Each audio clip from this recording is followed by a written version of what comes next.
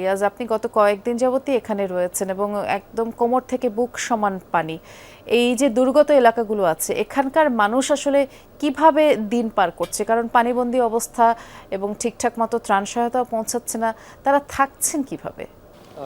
এটি আসলে গত যখন থেকে এই ভারী বর্ষণটা শুরু হয়েছিল, তারপর থেকে যখন থেকে পানি বেড়েছে, বিশেষ করে সাঙ্গু নদীর বা মাতামুহুরী নদীর পানি বেড়েছিল, তখন এই অঞ্চলে আসলে এদের এটা অনেকটা গা শোয়া হয়ে গেছে। কারণ 2023 সালের যেই প্লাবনটি হয়েছিল, সেখানে যে পরিমাণ পানি উঠেছে তার চেয়ে অর্ধেক পানি এবার উঠেছে। তার মানে বুঝতে পারছেন এটি তাদের কাছে মানে 2023 সালের তুলনায় সহনীয় মাত্রায় রয়েছে।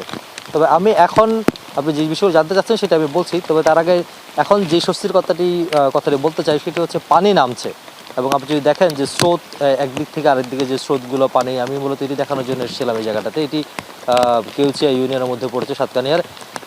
সাঙ্গু নদীর পানি উপচে পড়েছিল, বেড়েছিল এবং গত 2 দিনের কিছুটা কম বৃষ্টি হওয়ার কারণে সাঙ্গু নদীর পানি কমতে শুরু করেছে, যার কারণে এই যে পুরো 17টি ইউনিয়ন রয়েছে, সেই ইউনিয়নের খুব বেশি ইউনিয়ন বোধহয় পাওয়া যাবে না যেখানে হচ্ছে বাড়িঘরের ভিতরে এখনও পানি রয়েছে। তবে কিছু কিছু একেবারে প্রত্যন্ত অঞ্চল রয়েছে বা নিচু এলাকা যেগুলো রয়েছে, সেগুলোতে বাড়িঘরের ভিতরে হয়তো পানি ঢুকেছে, পানি এখনও আছে। তবে যেসব একটু উঁচু জায়গায় রয়েছে সেইগুলোতে পানি ঢুকেছিল ঘরের ভিতরে, কিন্তু ঘর থেকে পানিগুলো নেমে গিয়েছে। শুধুমাত্র এখন চলাচলের যে রাস্তাটি, সেই রাস্তাগুলো একেবারে নিমজ্জিত। এবার আমি যেখানে দাঁড়িয়ে আছি, আপনি যদি দেখেন যে আমি যেখানে দাঁড়িয়ে আছি, এই রাস্তাটি একেবারেই পাকা একটি রাস্তা, অর্থাৎ পিচ ঢালা একটি রাস্তা। সেই রাস্তার উপরে হাঁটু পানি এখন পর্যন্ত রয়েছে, যদিও কারণ সবগুলো থেকে পানিগুলো নেমে নেমে এখন একবারে যেই প্রত্যন্ত জনপদগুলো রয়েছে বা বিলগুলো রয়েছে সেখানে জমা হচ্ছে, সেখান থেকে পানি আস্তে আস্তে ধীরে ধীরে কমতে শুরু করেছে। আর ত্রাণ সহযোগিতা পৌঁছাচ্ছে গতকাল থেকে। মোটামুটি আমরা দেখেছি যে এই সাতকানিয়া যে রেলগেট রয়েছে সেখান থেকে দুপাশ দিয়ে নৌকায় করে একেবারেই বিভিন্ন ইউনিয়নে প্রত্যন্ত অঞ্চলগুলোতে ত্রাণ সহায়তা পৌঁছানোর চেষ্টা করা হচ্ছে। বিভিন্ন স্বেচ্ছাসেবী সংগঠন, স্থানীয় রাজনৈতিক নেতৃবৃন্দ বা প্রশাসনের উপজেলা প্রশাসনের পক্ষ থেকেও ত্রাণগুলো বিতরণ করা হচ্ছে। তবে তারা এখন সবচেয়ে শঙ্কার যে বিষয়টি রয়েছে সেটি হচ্ছে এই যে প্লাবনটি ঘটে গেল গত কয়েকদিন ধরে, তারপর পানি নামার পরে তাদের এরপর যে যুদ্ধটি শুরু হবে সেটি কীভাবে মোকাবেলা করবেন বা তখন আসলে সহযোগিতা কারা করবেন, কতটুকু পাওয়া যাবে, সেটির উপরে নির্ভর করছে। আপনি বিস্তারিত করে জানাচ্ছিলেন, ধন্যবাদ রিয়াজ, সাবধানে থাকবেন। এ পর্যায়ে আমরা একটু বাঁশখালী যাব। চট্টগ্রামের বাঁশখালীতে সহকর্মী জোবায়েদ ইবনে শাহাদাত অপেক্ষা করছেন। জোবায়েদ, আমরা মাত্রই সাতকানিয়ার চিত্র দেখাচ্ছিলাম, বৃষ্টি এখনো অব্যাহত রয়েছে এবং পানি যদিও কিছু কিছু এলাকা থেকে নামতে শুরু করেছে, তবে তার গতি বেশ ধীর। আপনি যেখানে আছেন সেখানকার সার্বিক পরিস্থিতি সম্পর্কে একটু জানাবেন। পরিস্থিতি উল্লেখ করার আগে আপনাকে একটা দৃশ্য দেখাতে চাই। এই জায়গার মানুষের যে কি পরিমাণ অবর্ণনীয় দুর্ভোগ, তারা সাঁতরে তাদের ঘরে আসতে হচ্ছে, পানি এতটাই বেশি। এবং এই যে ব্যক্তিটাকে দেখছেন তিনি কিন্তু বেশ অনেকটা পথ সাঁতরে এই জায়গায় এসেছেন। এই জায়গায় এসে কিছুটা, আমি যে জায়গায় দাঁড়িয়েছি সেখানে কিছুটা তল আছে যেখানে দাঁড়ানো যায়। তাদের কাছেই আমি বলার চেয়ে তাদের মুখ দিয়ে শুনলেই আসলে আমার মনে হয় পুরো পরিস্থিতি আপনাদের কাছে পরিষ্কার হয়ে যাবে। দেখলাম আপনি সাঁতরে আসলেন, আপনাদের আসলে এই অবস্থা কবে থেকে, দুর্ভোগটা কেমন, ভোগান্তি কেমন আছে? আসলে দুর্ভোগটা আপনি নিজে দেখতে পাচ্ছেন, গেছেন একটু বেশি তো পানির জন্য, কিন্তু পানি পাই নাই। এখন আবার যাব, আমাদের সাঁতার করে যেতে হয়, সাঁতার করে আসতে হয়। দোকান অনেক দূরে, 2 কিলোমিটার দূরে দোকান, এখানে কোনো টিউবওয়েল নাই, পানির কোনো ব্যবস্থা নাই। ঘর বাড়ির কি অবস্থা? আপনারা এখন কোন জায়গায় অবস্থান করছেন? আমার ঘর বাড়িতে 3 দিন আগে পাহাড়ি ডলের পানি এবং সাগরের জোয়ার পানি আমার ঘর বাড়ি 3 দিন আগে পড়ে গেছে। ঘর বাড়ি পড়ার পর আশ্রয় কেন্দ্রে কোনো জায়গা নেই। পাশে একটা পাইছিল, পায়ের পাশের মতো আপাতত আশ্রয় নিছি। কখন যে আমাদের ঘর বাড়ি ঠিক হবে ওটা বুঝতে পারতেছি না।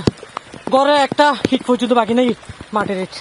বৃষ্টি, শুনছিলেন এই যে বানভাসী মানুষের যে দুর্ভোগ দুর্দশা, এটি আসলে চরমে বলতে গেলে এক প্রকার। সাধারণ মানুষেরা যে এই জায়গাতে তারা আছেন, প্রত্যেকটা আমি দেখাতে চেষ্টা করছি যে ঘর বাড়িগুলোর কি অবস্থায় আছে। মাটির যে সকল ঘর আছে বেশিরভাগই কিন্তু এই বন্যার পাহাড়ি ঢলে এবং পানিতে পড়ে গেছে, এবং যার কারণে কিন্তু এই মানুষগুলো আশ্রয় কেন্দ্রে আশ্রয় নেওয়ার চেষ্টা করছেন, তবে সেটিও এখান থেকে বেশ দূরে, যার কারণে তারা এই জায়গায় আশ্রয় কেন্দ্রে যাবেন সেই সুযোগটিও নেই।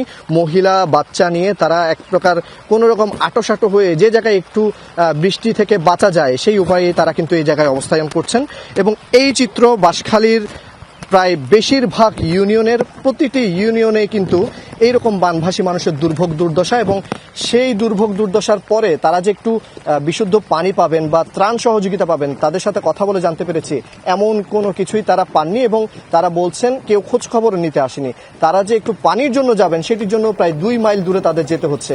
এমন পরিস্থিতি বাঁশখালীর বেশিরভাগ নিম্নাঞ্চলে, এবং এখানে কাছেই সাগর, যার কারণে একেবারে তাদের অবস্থা খুবই একেবারে বলতে গেলে অবর্ণনীয় এবং কষ্টে আছেন তারা। দেখছিলাম সেটি, সাঁতরে একটু তীরে উঠছেন, আবার বিশুদ্ধ পানির জন্য যেতে হচ্ছে 2 কিলোমিটার দূরে। যেই চিত্র আমাদের সহকর্মী দেখাচ্ছিল জোবায়েদ যুক্ত হয়ে বাঁশখালীর চিত্র। এ পর্যায়ে আমরা যাব কক্সবাজারে, সহকর্মী এহসান আল কুতুবী অপেক্ষা করছেন। এহসান, কক্সবাজারে তো আজও এক নারী ও শিশু মারা গেছে এবং এক শিশু নিখোঁজ।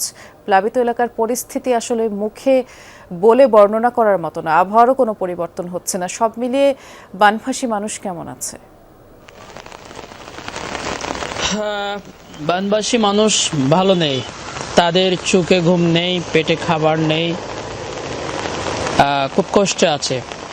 যে কষ্টের কথা কয়েকদিন ধরে শুনতে শুনতে নিজেই আসলে আবেগ আপ্লুত হয়ে যাওয়ার মতো অবস্থা। তাদের কান্নায় আকাশ বাতাস ভারী হয়ে উঠছে। চারিদিকে থই থই পানি, কোথাও ঠাঁই নাই।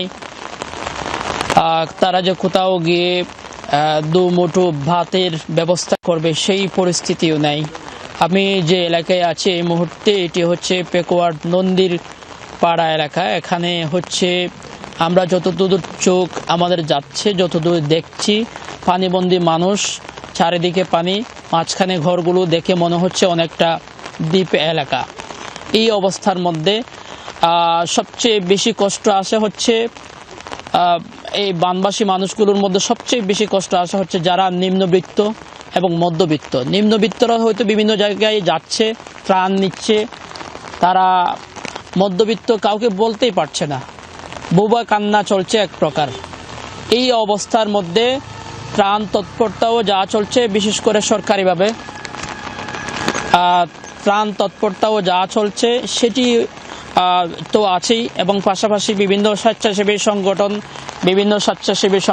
বিভিন্ন রাজনৈতিক ব্যক্তিবর্গ এবং যারাই দিচ্ছেন, যারাই পাশে আছেন, মানবিকতার খাতিরে যারা এসেছেন, তাদের প্রতি এখানকার মানুষ কৃতজ্ঞ, এবং আরো ত্রাণ চাই, আরো মানুষের জন্য খাবারের ব্যবস্থা চাই, আরো সুপেয় পানি চাই এখানকার মানুষ।